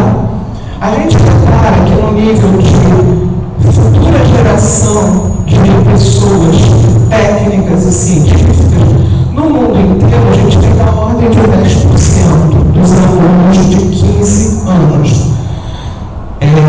30% está no nível 3, esse é o jeito. Você vê que é estável e que tem uma forma bem definida, parecida com uma gaussiana. E tem aqui um total de alunos que sequer são classificados no PISA. Está clara essa imagem? Passa, por favor. Isso é o Brasil. O mesmo gráfico. O mesmo gráfico. Tá? Essa é a coisa mais chocante. O Chico fala, mas o Chico fala com muita bondade que o Brasil tem gente muito boa. Estatisticamente não tem. Individualmente tem, claro, porque o número de pessoas no Brasil é muito grande, né? De crianças de 15 anos. Pode passar. Repara, o país não possui, entre os jovens de 15 e 16 anos, um grupo que constitui a futura geração de cientistas e técnicos necessária para o seu adequado desenvolvimento científico e tecnológico. Não estou falando de município de Sobral, estado do Ceará, estado do Rio de Janeiro. Eu estou falando de uma base de estudantes brasileiros de entre 15 e 16 anos. Isso aqui é uma das coisas mais... Mas o mais chocante não é a falta aqui. O mais chocante para mim é isso. A gente tem um número absurdo, 1/3 do grupo, que não é sequer classificável. Tá claro? Pode passar. Eu não vou fazer detalhes, as provas do PISA não são públicas. Eu já vi todas as questões, porque eu fiz análises de conteúdo, eu dialogo, mas eu não queria perder muito tempo nisso. Pode passar. Oi.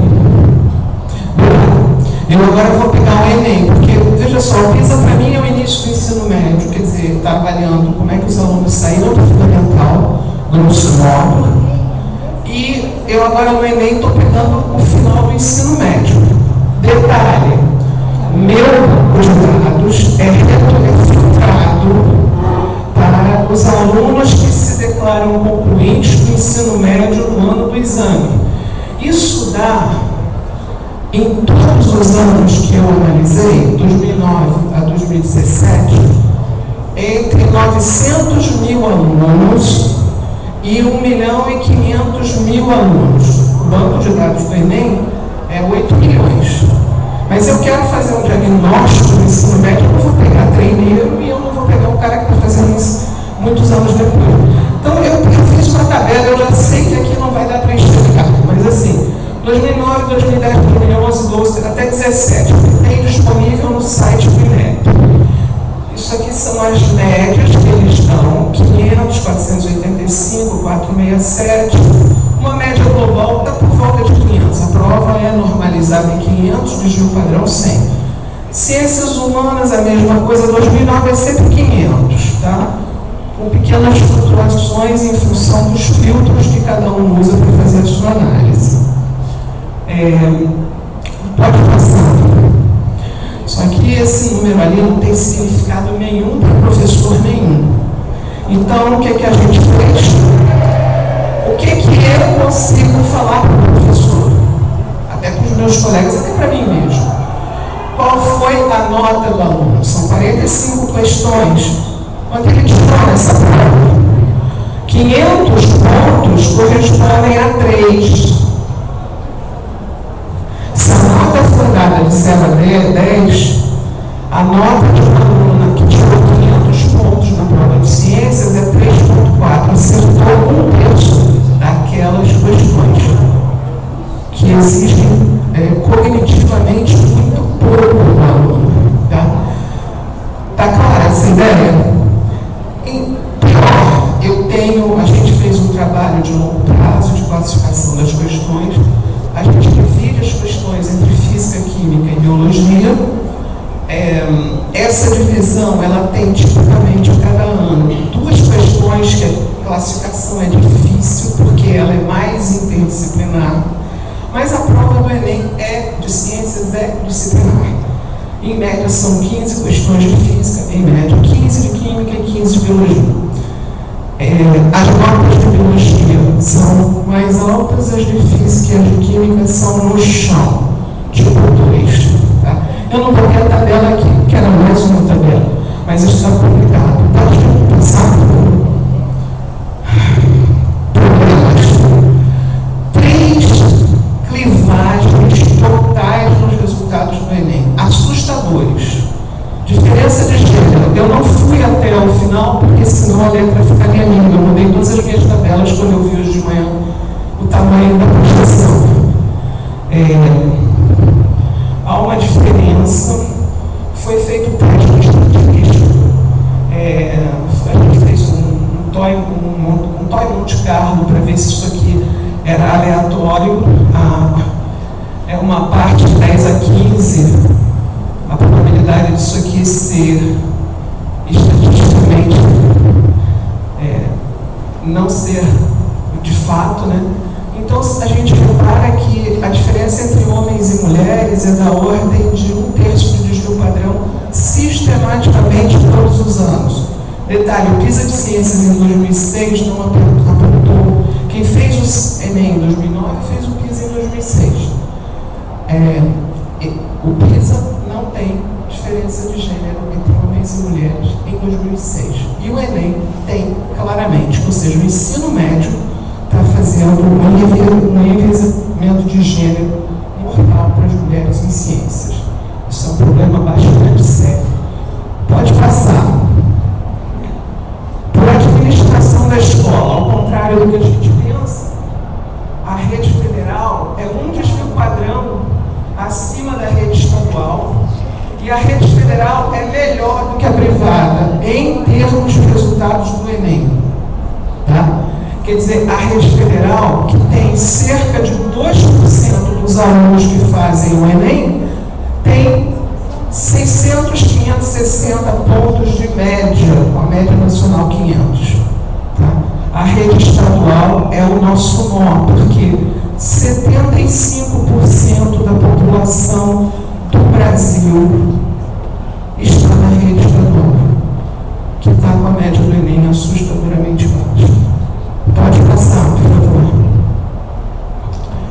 A evidência que a gente tem é que ao final do ensino médio, a grande diferença em função de gênero, em função de tipo de escola, e também em função da região. Eu não botei as tabelas aqui porque ficava gigantesco. Tá?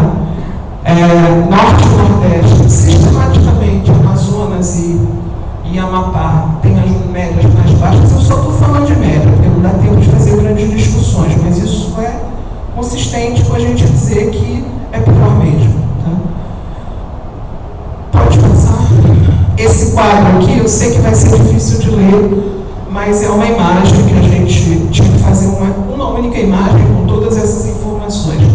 Então eu fiz o seguinte: rosinha, a lá Damares, são mulheres, azulzinho, a lá Damares, são homens. Infelizmente esse gráfico foi feito antes da infeliz declaração. Aqui eu tenho pública federal, essa coluna daqui, pública estadual e privada. Aqui eu tenho Centro-Oeste, Nordeste, nem eu consigo ler.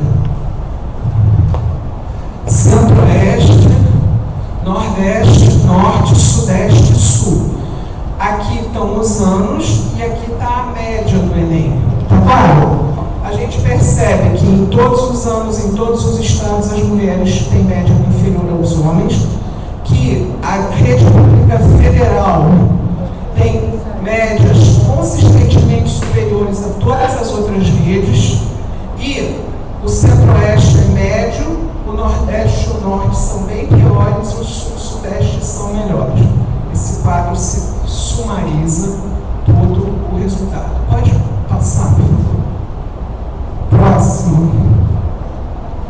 E agora eu vou fazer o que eu faço com esses dados. Aquilo ali todo mundo sabe, o pessoal do Enem sabe, o pessoal do INEP sabe.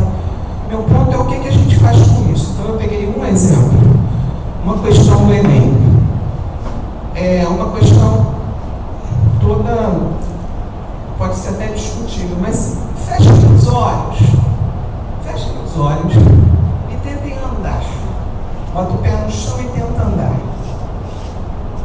Tá, a pergunta é, eu estou subindo uma rampa, qual é o sentido da força de atrito no meu pé? Você prova para o final do ensino médio, terceira lei de Newton, você empurra o chão para trás, o chão empurra para frente. Como é uma rampa, eu espero que o atrito seja paralelo ao plano inclinado e te ajudando, porque é o atrito que te faz subir, faz o pé, empurra o pé para frente na subida. Tá claro? Problemas, eu não vou discutir a precisão da linguagem, a correção conceitual total da questão. Os alunos entendem isso muito bem. Pode passar. Reparem, paralelo ao plano, resposta correta, 20% dos concluintes marcaram. Paralelo ao plano e no sentido contrário ao movimento, 30%. O resto é bonito. A gente descobre aqui que eles não sabem a diferença entre ortogonal e perpendicular, isso é claro. Tá? Pode passar, por favor. Agora, isso aqui é o pior. Porque quando eu vi esse resultado, eu falei, eu conheço resultados de pesquisa que os alunos aprendem, os alunos que estudam de fato aprendem que o atrito é sempre contrário ao movimento. Isso está escrito em metade dos livros de texto que eu conheço.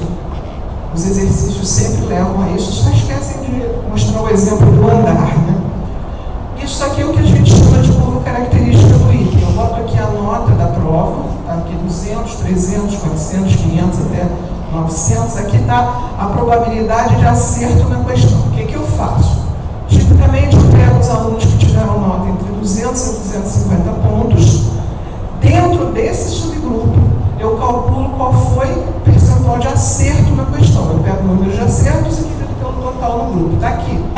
Cada um desses pontinhos é isso. Então, o que essa curva me dá, empiricamente, é o percentual de acerto, é a probabilidade de acertar a questão em função da nota, que provavelmente, numa boa questão, isso tem que ser uma coisa assim, ó. Se o aluno erra, tirou 0 na prova, ele tem que ter errado essa questão, porque errou todas. Se ele tira nota alta, acertou tudo, ele está aqui. Então, é uma curva que tem esta forma, um S virado, ou uma função degrau amenizada. Está claro isso? E essa questão não tem essa forma. Isso aqui é dado empírico. Essa curva contínua é o resultado do modelo matemático do Enem, né? A função da TRI.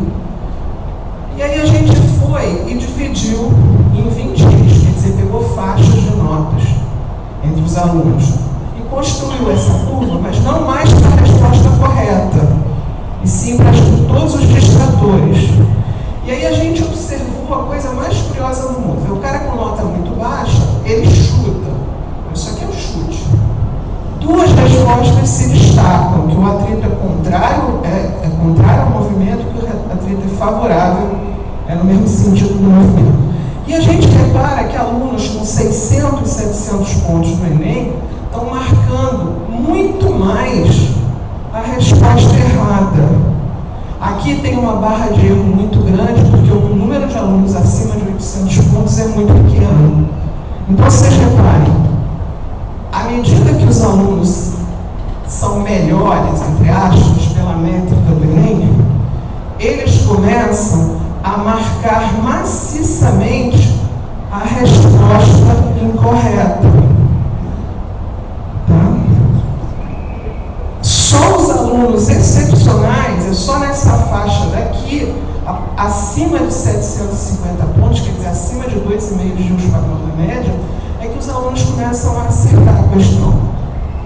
Explicação é só ler o livro de uma professora do Espírito Santo, o que os livros ensinam, o que os alunos aprendem, e que o resultado é esse. A gente, continuamente, a gente vê isso. Não é uma concepção equivocada do aluno que acha que força proporcional à velocidade, é uma concepção aprendida, como é o atrito. Tá? Esse tipo de análise a gente faz sistematicamente para um grupo de questões que são reveladoras das dificuldades. Por exemplo, a gente descobriu, tem uma menina de biologia trabalhando, que as questões mais erradas de biologia, que têm o mesmo tipo de comportamento, são as questões que envolvem o aluno saber a diferença entre DNA e DNA mitocondrial. Todos erram. Isso é uma questão do dia a dia total, Kátia. Toda hora você vê no jornal que a identificação das pessoas, etc. Pode passar, por favor? Resumindo, olhar para os resultados das avaliações possibilita raciocinar sobre a qualidade da educação com base em evidências, desde que os instrumentos possuam objetivos claros e sejam bem projetados, que não é o caso do Enem, tá? Mas é o caso do PISA. Pode passar? Mesmo ruim, a gente precisa fazer que essas informações provenientes das avaliações cheguem aos professores e às escolas. Então, eu acho que no momento a comunidade de ciências está na frente de um problema, que a gente agora tem algumas informações não muito boas, como o Chico falou, nós temos dificuldade nas maneiras de avaliar, etc. O Enem não tem uma boa matriz de referência, o Enem não tem boas questões, mas a gente consegue fazer uma certa triagem. Tá? Só que a gente não sabe passar isso, da mesma maneira que a gente não sabe convencer os nossos alunos que opinião não é fato. Tá? Pode passar? E eu acho que acabou.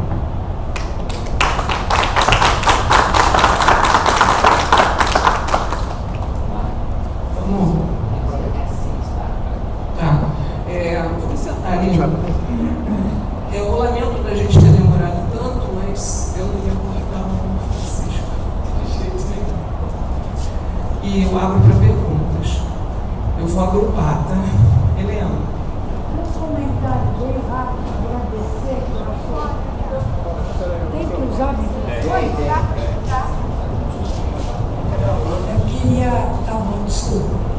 Eu queria parabenizar a ideia dessa sessão, achei incrível, aprendi muito, acho importante até, a gente repetir com mais calma um debate sobre PISA, Enem, e o comentário, eu vejo todas as críticas que pode ter ao PISA, ele está sendo aplicado para todos os estudantes.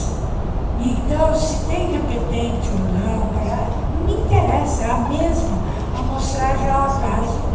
E ele é comparativo ao longo dos anos. O Enem, por outro lado, mudou o foco. O Enem, que era um exame que no início você podia usar para uma avaliação continuada, com discussão de retorno para os professores. Eu me lembro na época, eu era proreitora de graduação, a gente era chamado para isso. Hoje virou um exame vestibular. E para encerrar o comentário, ou a universidade entra nessa discussão urgente, porque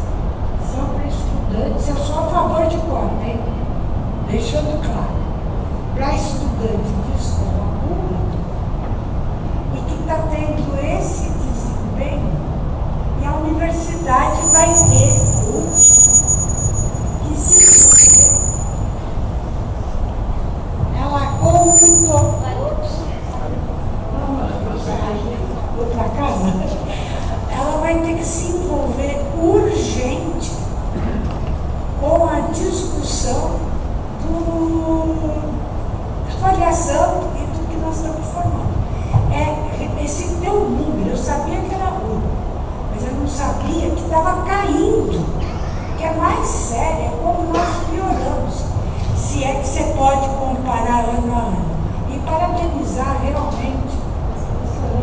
Onde você quer que eu leve? Eu fico com o microfone passando. Obrigado. Boa tarde. Quero parabenizar ao grupo mais uma vez. Eu acho que a mesa foi composta por uma diversidade de avaliações externas, visões sobre essa avaliação externa, mas a minha maior dúvida agora vai ser sobre o PISA. Professora, você foi um pouco categórica diante dessa comparação entre o PISA e o Enem, situando o PISA como uma avaliação um pouco melhor elaborada diante dessas problemáticas do Enem. E a minha questão é em torno da visão de letramento científico que o PISA traz. Como eu trabalho com alfabetização científica, eu venho lendo um pouco sobre esses teóricos. Existe essa diversificação entre alfabetização e letramento, não é um consenso, mas a ideia de uma avaliação externa, tentar avaliar se alguém pode ser, ou tem potencialmente a capacidade de seguir a carreira da área de ciências, não dialoga muito com a visão dos teóricos da alfabetização científica. Então, eu acho que esse é um ponto que acho que o PISA precisa, de alguma forma, ser elaborado ou aprofundado, e porque me relembra um pouco a visão daquela finalidade do ensino de ciência dos anos 60, 70, que a gente tem que formar cada vez mais cientistas. Então, esse é o primeiro ponto. E o segundo ponto é em torno a senhora não comentou aqui, mas deu margem a respeito de outros estudos que você fez sobre o conteúdo das provas do PISA, já que a gente não tem acesso. Então, como foi feito esses estudos e qual seria a via para estudar esses conteúdos explícitos na prova, essa avaliação?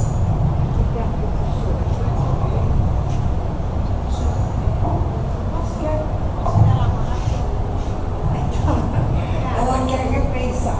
Alguém mais?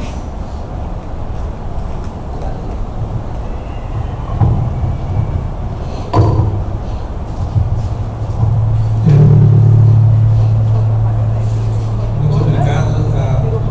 As duas falas, elas tocam um ponto importante que a Helena está dizendo, o ensino médio.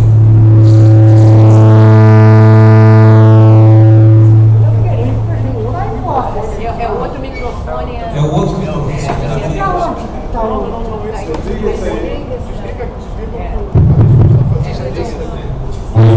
Oi. O secretário pegou o microfone e passou a funcionar no ar. Então, vamos lá. A Helena chama a atenção que o aluno está chegando na universidade. Eu também sou a favor de cotas, mas a gente não pode fugir da dura realidade que os alunos estão chegando na universidade sem os conhecimentos que vão os permitir funcionar dentro da universidade. Quando eu falava de raciocínio lógico, isso devia estar presente no ensino médio. E, de repente, não está, e vai dar pior ainda se o ensino médio for na direção que está. O professor colocou alguns problemas, mas eu vou devolver. Primeiro, o Mortimer está aqui, eu tenho contatos com pessoas que trabalham no PISA, e eu não compro a sua visão. Eu acho o PISA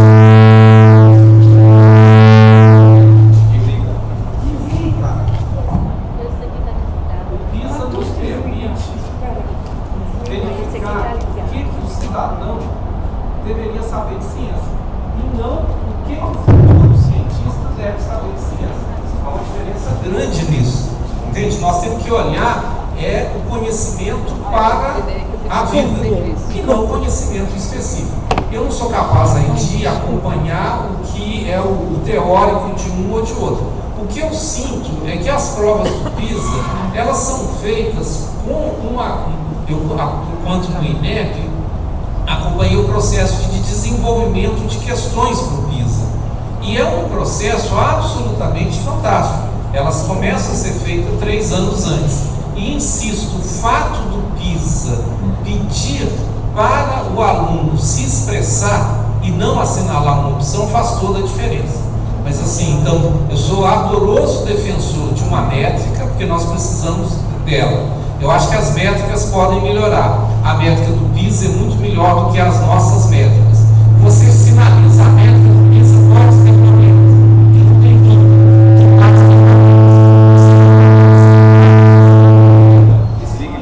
Tá, obrigado.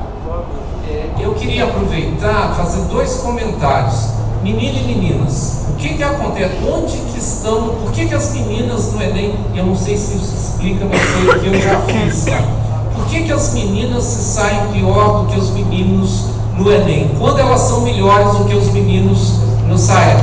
É porque os meninos não chegaram lá. Os pais dessas meninas, eles ficaram no ensino fundamental. Quer dizer, são 60% de meninas e 40% de meninos. Os meninos estão muito mais selecionados do que as meninas, por um processo social qualquer. Então elas estão aparentemente abaixo, mas na realidade porque os seus pares não estão ali. Segunda coisa, o sistema federal é um sistema de seleção. As pessoas falam, nós já sabemos como fazer ensino médio. Se eu puder fazer seleção, eu sei como fazer ensino médio. Quer dizer, isso não exclui a excelência do que existe. Mas toda vez o sistema privado, ele quer se dizer o primeiro colocado no Enem. E o que eles fazem? Eles vão colocar o resultado daquela escola que selecionou os alunos. O nosso problema, um dos problemas seríssimos da educação brasileira é essa vontade e essa facilidade com a que a gente tem de fazer seleção quando a gente devia preocupar em trazer todos para ter o seu direito respeitado. Muito obrigado.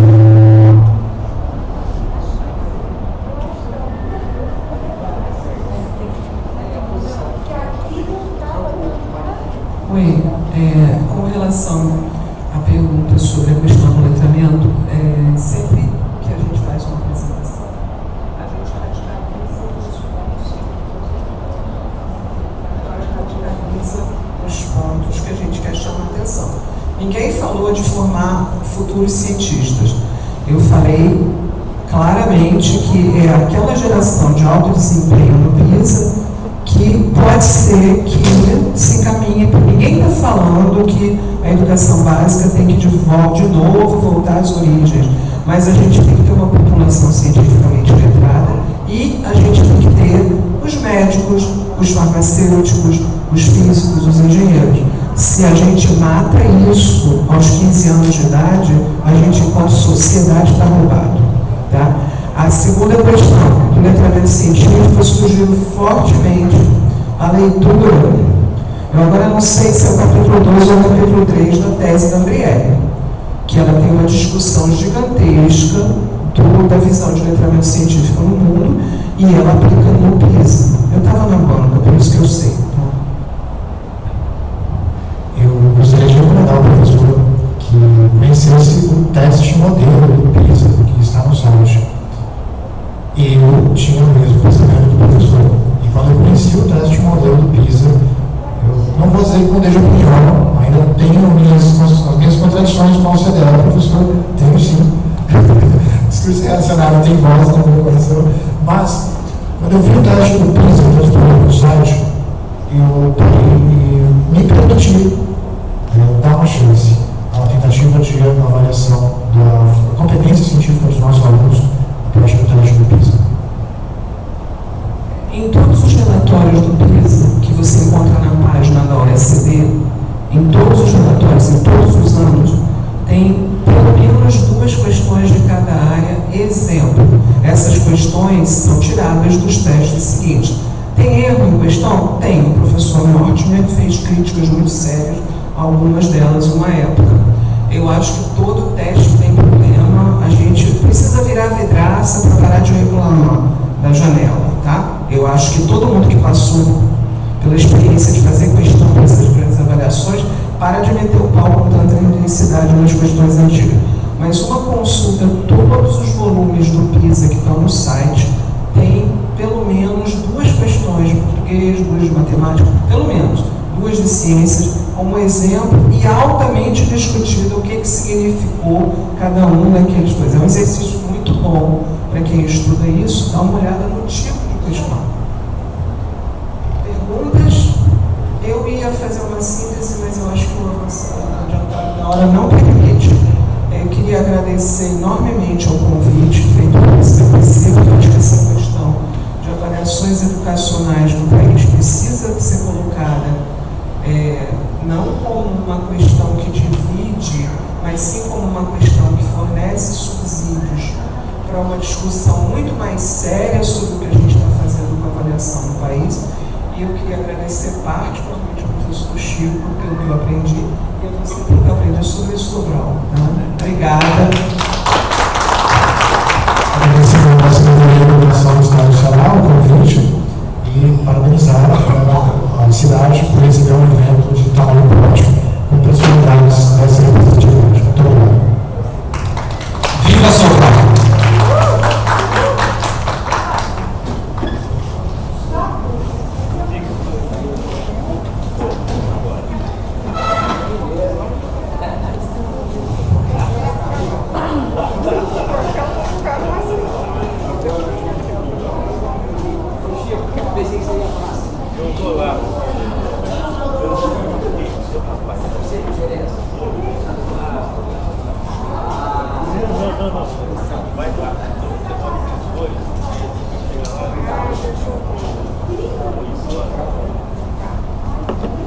Ô Lucine, deixa eu ver se tem mais alguém.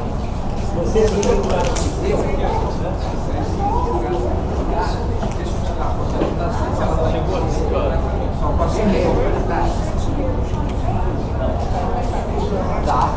Alguém quer o planetário? Eu vou. Eu ia vir, já queremos ir, que a gente Vocês não querem ir? vai. Vamos ver. Helena, você quer ir ao planetário? Eu quero. A Cia também queria. Então vamos fazer isso. Só chala, eu vou pegar meu. Eu já falei com ela e o pessoal tá lá agora. Aguardando o pessoal que vai.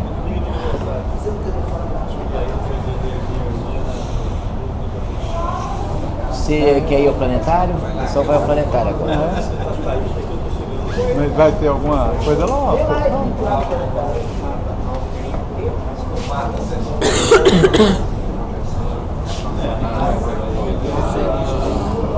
Eu acho que ela é de trás.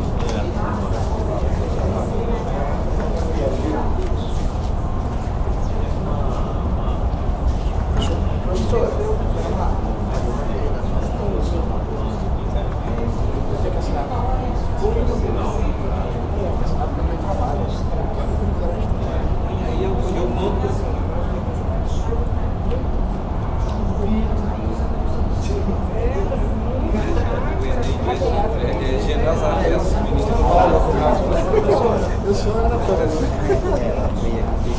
Eu tava pensando onde que eu tinha. Tudo bem, já chegamos com o outro celular. Eu sou a Ana Paula, eu falei que eu sou a Ana Paula. Eu sou a Ana Paula. Ana Paula é minha chefe. Não, tranquilo. Pode dar lá. Quem quer ir? Sim, a gente não. Eu falei que vai estar tá. Mas a gente tem um convite para almoçar aqui. Juntar.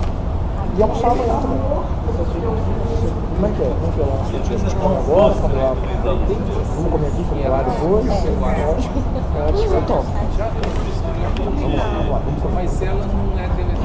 Essa é dependência de basicamente isso. Então, os princípios que são aplicados são princípios razoáveis que não precisam de mudança. Tá? Essa porcentagem da paridade, tem as aplicações em outras que está Você vai pensar giga hoje, aqui cava. Agora, o que está pegando? E aí tem diferenças, são as zonas para a complementação da. Por quê? Eu estou desse lado. Eu queria o professor em tempo integral na escola.